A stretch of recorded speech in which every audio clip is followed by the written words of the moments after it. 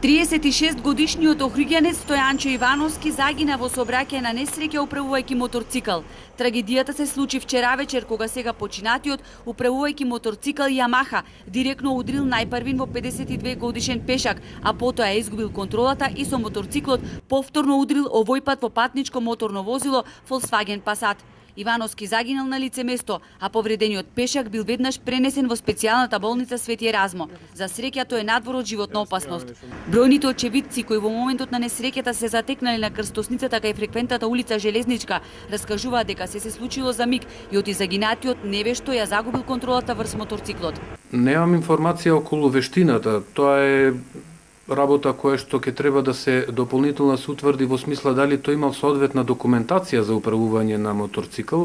Според моите информации, сега починатиот управувајќи го моторциклот не носел заштитен шлем, односно кацига, и она што дополнително од увидот треба да се добие информација е дека дали и со колкава брзина на движење го управувал моторциклот.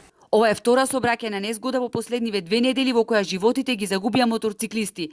На 9 овој месец 20 годишно момче од Охрид загина во сообраќајна незгода на планинскиот премин Плетвар. Полицискиот билтен на Север Охрид секојдневно го полнат информации за сообраќајни незгоди со моторцикли.